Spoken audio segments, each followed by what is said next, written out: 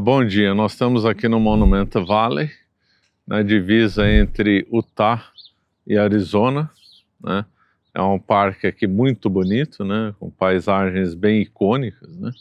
Aliás, a estrada de Utah em direção ao Arizona, passando por aqui, é muito bonita, né? Tem uma hora lá que aquelas rochas ali ficam magníficas no horizonte, né? Tanto o nascer do sol aqui como o pôr do sol são muito bonitos. É que agora eu estou gravando na parte da manhã, aí mostra de novo ali. E aquelas montanhas ali não estão tão nítidas, mas de tarde elas ficam bem vermelhas, né? Bem bonito. Ficam dessa cor aqui, né? Esse espaço aqui desse hotel é o espaço do John Wayne, né? O John Wayne foi um ator famoso nos Estados Unidos, ator de faroeste, ator mais famoso, né? Dirigido também por um diretor muito famoso que era o John Ford. Aliás, o John Ford, que eu gosto dele, não são os filmes de faroeste, mas sim as filmagens que ele fez na Segunda Guerra Mundial, que são imperdíveis, né? São imperdíveis as filmagens do John Ford na Segunda Guerra Mundial. Bom, o que é interessante do John Wayne, ele era um ator famoso e tal, mas a cabana dele até que é simples, né? Interessante. E a história dele é a seguinte, contada pelo próprio neto dele. Ele tem um neto que é padre, né? Então o John Wayne, ele casou com uma mulher muito católica, muito piedosa, que levava ele na missa, né? O John Wayne na missa. E aí, mas o John Wayne acabou levando uma vida mais mundana, acabou se separando dela, virou ator, etc. Embora, segundo o neto, nunca teria perdido determinados valores. E no final da vida, um ano antes de morrer, o John Wayne morreu em 1979, em 1978 o John Wayne se aproxima da fé católica e se converte ao catolicismo, né? Então ele morreu católico. Uma história de vida interessante, em boa parte graças às orações da esposa, né, que sempre rezou pela conversão do marido, né?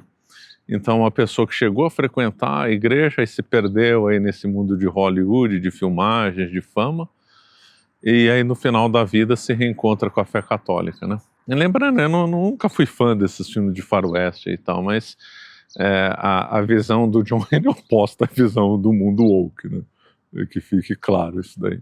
Uma outra curiosidade dos filmes de faroeste aqueles gravados pelo Sérgio Leone não eram filmados aqui, eram filmados na Espanha.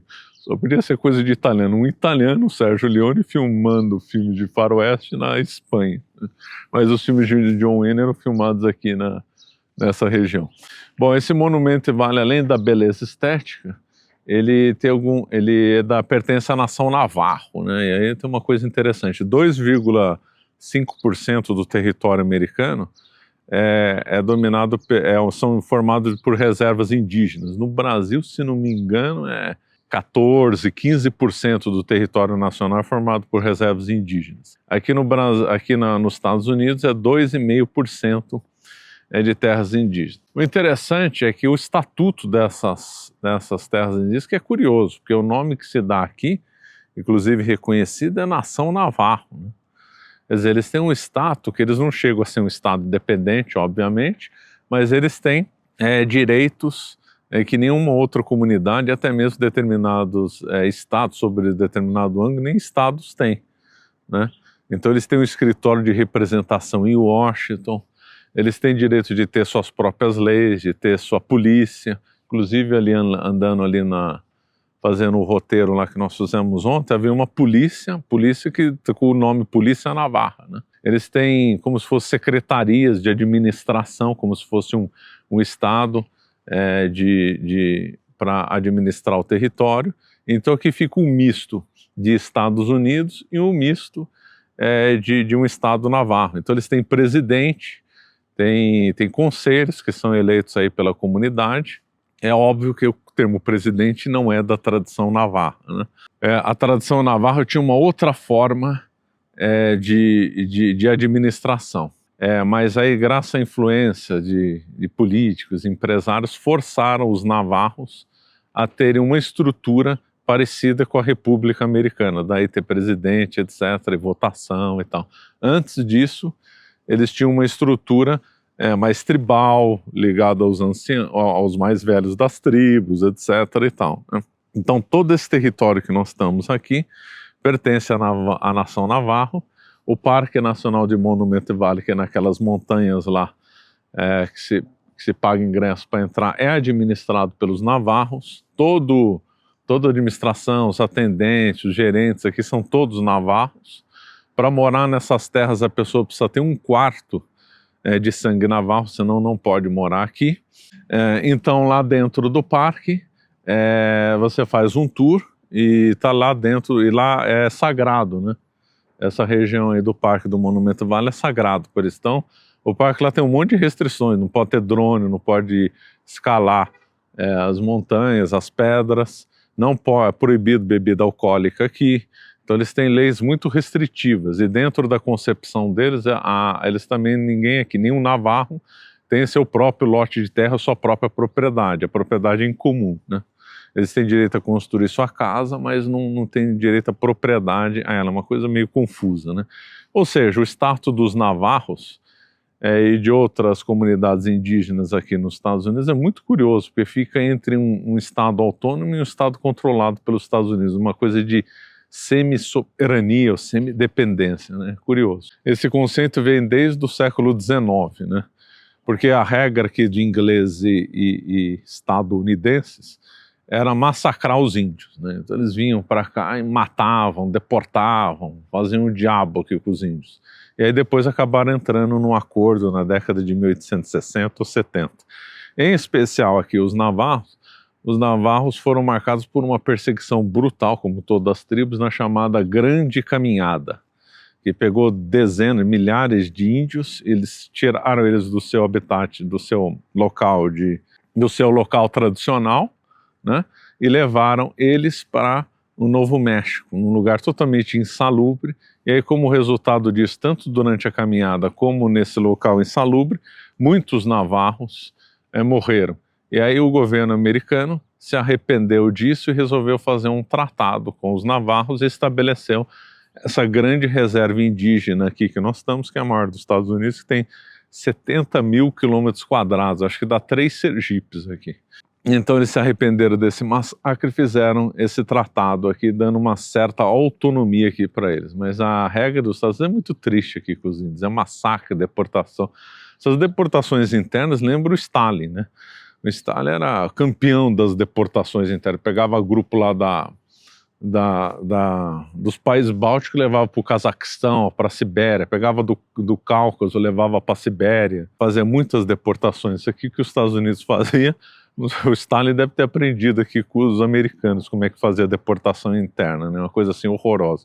O outro dado que não é contado em livros, né? Mas também tem um museu aqui nos Estados Unidos que relata isso, eu não sei agora onde é que ele está, que fala que uma das técnicas usadas pelos americanos para matar os índios era matar os bisões, né? Bisão é um bicho enorme, bonito, e então que era a base da alimentação de muitas tribos americanas, né? Muitas tribos indígenas americanas, que então se comiam os bisões, né? Então aí os americanos matavam esses bisões para matar os índios de fome, né? Então eles empurravam eles em penhascos, ou simplesmente matavam os bisões, não para os americanos comerem, era para matar os índios de fome. Quer dizer, assim, uma coisa horrorosa, né? Outra coisa que eles faziam, eles entravam nas tribos e massacravam. Eles tinham o exército americano tinha dó de matar criança, né? Então o que eles faziam? Matavam os pais das crianças. E aí, sem os pais, as crianças morriam de fome. Quer dizer, uma coisa bárbara, assustadora. Eles faziam ataques no inverno, justamente para as crianças morrerem de frio, sem proteção. Quer dizer, uma coisa que os Estados Unidos fez com os índios é uma coisa assim assustadora. É uma coisa assim horripilante de maldade, de coisas sem nenhum parâmetro de civilidade, é uma coisa assim assustadora, né? Quem participou da matança de Buffalo foi o famoso Buffalo Bill, que se tornou um teatro itinerante. Aqui nos Estados Unidos, no tempo do Velho Oeste, era cheio desses teatros itinerantes, que era também um horror também. Esses teatros itinerantes pegavam pessoas deformadas, exploravam comercialmente pessoas com defeito, faziam teatros ridículos, colocavam os índios sempre como inimigos e os americanos como bonzinhos, né? Uns teatros ridículos, horrorosos, né? Lembrando que muito desse ódio desses americanos contra os índios também era porque muitos índios eram católicos, né? Estou dizendo que todo índio era católico, mas índios ali na região da Louisiana muitos foram convertidos pelos missionários franceses. E aqui na região que era dominada pela Espanha, a Nova Espanha, também muitos índios eram católicos. Aí quando os Estados Unidos fez a longa conquista do Oeste, eles matavam os índios com dupla finalidade. Primeiro que eles achavam que os índios eram inferiores e tinham que ser exterminados ou apartados do convívio dos homens brancos, e outro porque eles eram católicos, né? Aquele velho ódio protestante contra os católicos que os americanos herdaram dos ingleses, né? Então é um festival de horrores. A história dos Estados Unidos é uma tragédia. Eu não me conformo com católicos brasileiros, né, e gente que diz que sabe de história ficar elogiando a história dos Estados Unidos. A história dos Estados Unidos é um show de horrores, né? Impressionante, né? Coisa completamente lamentável, né? Agora, outra coisa muito interessante aqui dos navarros é o Código Navarro, né? Isso aí foi uma ideia brilhante, né? Então, os Estados Unidos entrou na Segunda Guerra Mundial, né, em 1941, com o ataque de Pearl Harbor, e aí os Estados Unidos, então, teve duas frentes de batalha, na frente europeia e o Teatro do Pacífico. Teatro de Guerra do Pacífico, eles iam enfrentar os japoneses. E assim, e tem que ter um código secreto. Esse código secreto poderia ser feito por mecanismos, né, como por exemplo aquelas máquinas de criptografia alemãs, né, que depois foram decifradas pelo Enigma, né. Correção aqui, a máquina chamava Enigma, não que a Enigma corrigiu o código alemão. Foi resolvido pelo Alan Turing, inglês, conseguiu descobrir o segredo da máquina Enigma dos alemães. Pronto. Agora aqui no Teatro do Pacífico, um tal, como é que chamava o militar? Johnson. Esse Johnson tinha morado com os navarros, porque o pai dele acho que tinha sido missionário, tinha feito um trabalho com os navarros, e o Johnson aprendeu o idioma navarro e era militar. E ele deu a ideia para as Forças Armadas americanas a desenvolver um código baseado na língua dos navarros, na língua navarra.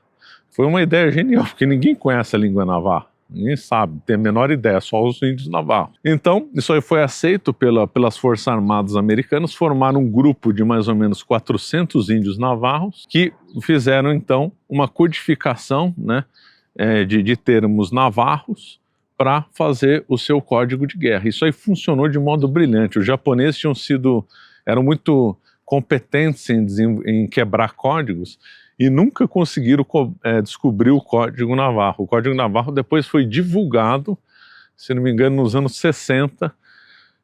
1960, pelo governo americano, ou seja, ninguém nunca tinha descoberto esse Código Navarro. Foi brilhante mesmo. Então eles pegavam os nomes navarros e associavam ele a uma coisa militar. Por exemplo, se não me engano, beija-flor, beija-flor, o nome de outro pássaro, na língua navarra, significava caça, avião de caça. Aí pegava o nome de um peixe, significava submarino. E aí quando os japoneses interceptavam a mensagem, não tinha a menor ideia que língua que era aquela, e mesmo se soubesse a língua no primeiro estágio, não saberiam que tinham feito associações de elementos da natureza dos navarros, do ambiente nos navarros, com elementos militares. Ali tem uma exposição lá dentro do parque, tem uma exposição sobre esses códigos, né, e como ele foi feito, foi brilhante. Agora tinha uma questão polêmica nisso, né?